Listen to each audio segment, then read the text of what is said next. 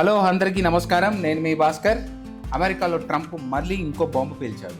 అదేంటంటే ఎవరైతే H1B వీసాల కోసం రెన్యూవల్ చేసుకోవడం కానీ లేకపోతే H1B వీసాల కోసం అప్లై చేసుకున్న వాళ్ళకి కానీ ఒక పెద్ద బాంబే వేశాడని చెప్పాలి. ఎందుకంటే ఇంతకుముందు 6,000, 7,000, 8,000 ఉండే ఆ రెన్యూవల్ ఫీజు ఏదైతే ఉంటుందో దాన్ని ₹1,00,00,000 పైగా పెంచేశాడు.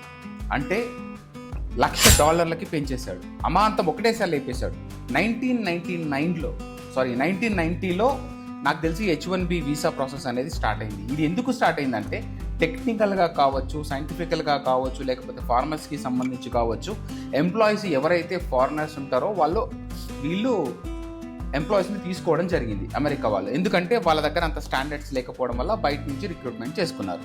సో దీనికి గాను వీళ్ళు ఇస్తూ ఒక 500 నుంచి స్టార్ట్ అయింది. 500 నుంచి స్టార్ట్ అయ్యి 1,000, 2,000, 3,000, 6,000 అలా పెరుగుతూ పోయింది. ఈసారి ఏకంగా $1,00,000 చేసేసాడు. అసలు $1,00,000 అంటే అంత ఈజీ కాదు. సో ఎవరైతే అమెరికాలకి వెళ్ళి సెటిల్ అవ్వాలనే డ్రీమ్స్ ఉంటాయో వాళ్ళ కళల మీద ఈయన నీళ్లు చల్లినట్టే ఆల్మోస్ట్. ఎందుకు నేను ఇలా మాట్లాడుతున్నానంటే ఈ అమెరికాకి సంబంధించిన ఏదైతే H1B వీసాలకు సంబంధించిన వెబ్సైట్ ఉంటుందో అది బ్లాక్ చేసి పడేశారు. సో అందరూ ఏమనుకుంటున్నారంటే ఇది కేవలం ఒక 12 months మటుకే ట్రంప్ పెంచాడు, దాని తర్వాత పొడిగించకపోవచ్చు, దాని తర్వాత మళ్ళీ రూల్స్ మారచ్చు అని చాలామంది జనాలు అనుకుంటున్నారు. సో ఇక్కడ మనం ఆలోచించాల్సింది ఏంటంటే అమెరికా కావచ్చు, ట్రంప్ కావచ్చు, ఇక్కడ చాలా మంచి తెలివైన ఆలోచన చేశారని మనం చెప్పాలి. వై? బికాస్ ఇప్పటిదాకా వాళ్ళ దగ్గర టెక్నీషియన్స్ కావచ్చు, టెక్నికల్ ఫీల్డ్స్ కావచ్చు అంత లేకపోవడం వల్ల బయట నుంచి హైర్ చేసుకోవడం జరిగింది. సో ఈ 12 months పీరియడ్లో వాళ్ళు ఏం చేయబోతున్నారంటే నాకు తెలిసినంత వరకు వాళ్ళ లోకల్స్ అమెరికన్స్ ఎవరైతే ఉన్నారో వాళ్ళకే ట్రైనింగ్ ఇచ్చి వాళ్ళనే ఎంప్లాయీస్గా చేసుకొని వాళ్ళనే హైర్ చేసుకోబోతున్నారా? ఎందుకంటే ఒక్కటేసారి బ్లాక్ చేశారనుకో అమెరికా ఆర్థిక వ్యవస్థ మీద దెబ్బ పడుతుంది. ఆల్రెడీ ఇప్పుడు తీసుకున్న నిర్ణయానికే చాలా పెద్ద దెబ్బ అని చెప్పాలి. సో ఆల్రెడీ ఎవరైతే రెన్యూవల్ చేసుకున్నారో వాళ్ళకి ఎటువంటి ఇబ్బంది లేదు. ఆల్రెడీ ఎవరైతే H1B వీసా మీద ఉన్నారో వాళ్ళకి కూడా ఇబ్బంది లేదు. ఇప్పుడు గ్రీన్ కార్డ్ కోసం ఎవరైతే ట్రై చేస్తున్నారో ఆల్రెడీ వాళ్ళ రెన్యూవల్ కోసం ఇండియాకి రావాల్సి వస్తుందో ఉంటారు చూసావా, వాళ్ళకే ప్రాబ్లం. ఎందుకంటే జనరల్గా వాళ్ళకు వచ్చే శాలరీయే $60,000 లోపల ఉంటే, $60,000 లోపల ఉంటే వాళ్ళని $1,00,000 కట్టమంటే వాళ్ళు ఎట్లా కడతారు? ఇన్ఫ్యాక్ట్ ఒక $1.5K ఉన్నా సరే వాళ్ళు $1,00,000 ఖర్చు అక్కడ ఉండాలంటే అక్కడ ఖర్చు ఏంటి, అక్కడ ఉండడం ఏంటి, అసలు ఇదంతా ఆలోచిస్తేనే అసలు ఇంపాసిబుల్ టాస్క్ అని అనిపిస్తుంది. ఏ కంపెనీ అయినా సరే ఒక ఎంప్లాయీస్కి 60,000 పే చేయొచ్చు, లేకపోతే $1,00,000 పే చేయొచ్చు. ఇవన్నీ పే చేస్తూ మళ్ళీ సపరేట్గా అక్కడ ఉన్న US గవర్నమెంట్కి కూడా ఇంకొక $1,00,000 అదనంగా కట్టాలంటే అది భరించే సాధ్యమా? కాదు. కాబట్టి ఇది ఇక్కడితో స్టాప్ అవబోతుందా? లోకల్గానే హైర్ చేసుకుంటారా? 12 months కదా, పోనీ 12 months ఆగేసి తర్వాత మనము చూద్దామని చెప్పేసి ఒకవేళ ఎంప్లాయీస్ని హైర్ చేసుకున్నా కూడా కంపెనీకే బొక్క. 1 సంవత్సరం పాటు $1,00,000 $1 ఒక ఎంప్లాయీ మీద పే చేయడం అంటే అంత ఈజీ కాదు. సో ఇలా కాకుండా వర్క్ ఫ్రమ్ హోమ్ ఇచ్చేసి ఫారెన్ని వాళ్ళని ఏ దేశాల్లో ఉన్నా సరే, ఇప్పుడు మన ఇండియాకి సంబంధించిన వాళ్ళు 71% ఉన్నారు.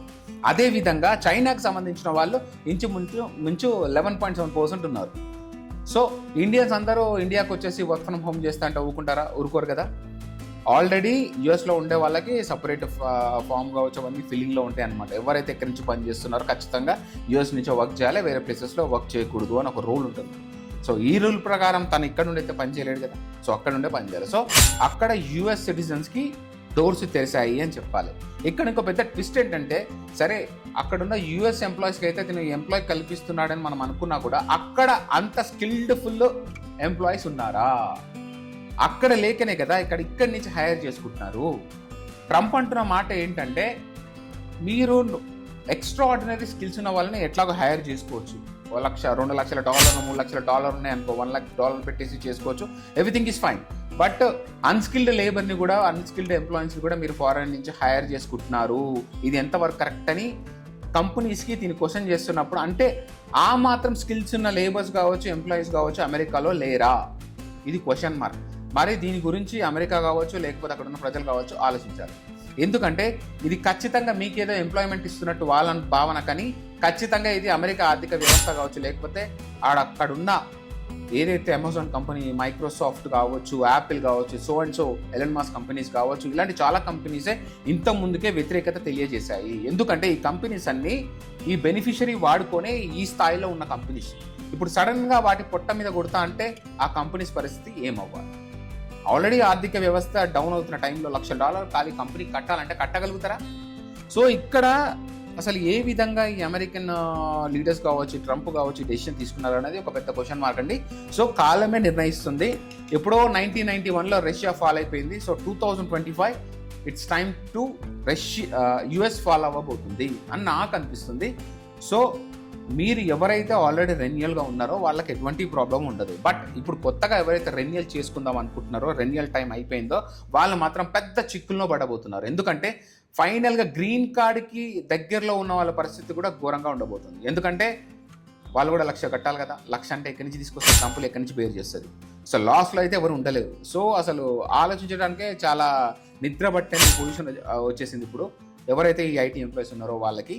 ఇంకోటి ఏంటంటే ఇంత ముందుకు లాటరీ సిస్టమ్స్ ద్వారా దాని ద్వారా వీళ్ళు తీసుకునేవాళ్ళు కదా, అది కూడా మొత్తం తీసిపడేసి ఇప్పుడు మొత్తం $1,00,000 మొత్తం పక్కా బిజినెస్ అనమాట. మనం అంతమందికి మాట్లాడుకున్నట్టే గోల్డ్ కార్డ్ అని ఒకటి ఉండే కదా. సో ఫైనల్గా ఇప్పుడు ₹1,00,00,000 కట్టి మా కంట్రీకి రండి. ఇది 12 monthsకి పెట్టడం జరిగింది. ఈ 12 months తర్వాత దీన్ని తీస్తారా, లేకపోతే ఒకవేళ ఈ 12 months తర్వాత కూడా అమెరికా కింద మీద అవుతున్నప్పుడు దీన్ని తీసేసే అవకాశం ఉంది. లేదు మెల్లమెల్లగా కోలుకుంటుంది, సర్దుకుంటుంది అంటే మాత్రం ఈ 12 months కాత్ర మొత్తానికే మోసం అయ్యే అవకాశం ఉందని చెప్పొచ్చు. అండ్ ఫైనల్గా ఈ సైంటిస్టులు లేకపోతే న్యూక్లియర్ ఎనర్జీకి సంబంధించిన సైన్స్ ఏదైతే ఉందో దీనికి సంబంధించిన ఎంప్లాయీస్ కావచ్చు, సో వాళ్ళకి ఎసెన్షియల్గా కావాల్సిన వాళ్ళు ఆస్ట్రో సైన్స్ దీనికి సంబంధించిన వాళ్ళు మాత్రం వీళ్ళు వదలరు. వీళ్ళకి ఎక్సెప్షన్ ఇచ్చేసి మిగతా సంబంధించిన ఎవరైతే ఎంప్లాయీస్ ఉన్నారో వీళ్ళ మీద మాత్రం ఖాయంగా ఒక 100 tons ఆఫ్ వెయిట్ వాళ్ళ నెత్తి మీద పెట్టి ప్రెషర్ పెట్టబోతున్న విషయం మాత్రం మనకు అర్థమైపోతుంది ఫ్రెండ్స్. సో ఇందులో అపోహలు పోహలు ఎవరికైనా ఉంటే దీని ద్వారా మీకు కనుమరుగైపోతాయి అని నేను అనుకుంటున్నాను ఫ్రెండ్స్. సో ఇదేనండి, 12 months వరకే దీన్ని పెట్టడం జరిగింది. 12 months తర్వాత తీస్తాడా లేదా అన్నది మాత్రం చెప్పలేము. అండ్ ఫైనల్గా చాలా మంది ఐటీ ఎంప్లాయీస్ నోట్లో మాత్రం మట్టి కొట్టబోతున్నాడు ఈ ట్రంప్. ఒకటే ఒక రీజన్ చెప్పి అమెరికా ఫస్ట్ అని వాళ్ళ దేశాల గురించి గొప్పగా చెప్పుకుంటూ వాళ్ళ ప్రజల కోసం అని చెప్పి మాట్లాడుతున్నాడు. కానీ ఎంతమంది వాళ్ళ ప్రజల్లో స్కిల్డ్ లేబర్స్ ఉన్నారు, స్కిల్డ్ ఎంప్లాయీస్ ఉన్నారు అనేది మాత్రం క్వశ్చన్ మార్క్. సో వీళ్ళు ఈ 12 monthsలో ఆ స్కిల్డ్ ఎవరైతే ఎంప్లాయీస్ ఉన్నారో వాళ్ళని ఇంకా పెంచుకోగలుగుతారా? సో ఈ ఐటీకి సంబంధించి మనం ఒకసారి చూసినట్టయితే టీసీఎస్కి సంబంధించి 1,20,000 మంది ఉన్నారు. అండ్ అదేవిధంగా విప్రోకి సంబంధించి ఒక 60,000 మంది దాకా ఉండొచ్చు. అండ్ అదేవిధంగా ఈ H1B వీసాకి సంబంధించి వేరే కంపెనీస్ ఇతర కంపెనీస్ చూసుకున్నట్టయితే ఇంకో 2 లక్షలు వేసుకోండి, ఇంకెక్కువే ఉండొచ్చు. అండ్ అది కాకుండా ఈ సంవత్సరం ఒక 30,000 H1B వీసాలకు అప్లై చేసిన వాళ్ళు ఉండొచ్చు. యుఎస్ మొత్తం 71% ఆఫ్ ఇండియన్ ఐటీ సెక్టర్ మీద నడపబడుతుంది అంటే మీరు నమ్ముతారా? Yes, this is true. And చైనాకి సంబంధించి 11.7% ఐటీ ఎంప్లాయీస్ అక్కడ ఉండడం జరుగుతుంది. సో మిగతా కాంట్రిబ్యూషన్ ఒక 10% అలా వేరే కంట్రీస్ ఉండొచ్చు. సో ఫైనల్గా ఇంతమందిని ఇండియన్స్ ఎంప్లాయీస్ని వీళ్ళు అక్వైర్ చేసుకున్నారంటే వీళ్ళ యూత్ అక్కడ ఏం చేస్తున్నట్టు అనేది ఒక పెద్ద క్వశ్చన్ మార్క్ ఫ్రెండ్స్. ఈరోజు ఎపిసోడ్ ఇదే friends. Thank you so much. ఈ ఎపిసోడ్ మీకు నచ్చిందని నమ్ముతూ signing off. This is Bhaskar. Thank you so much.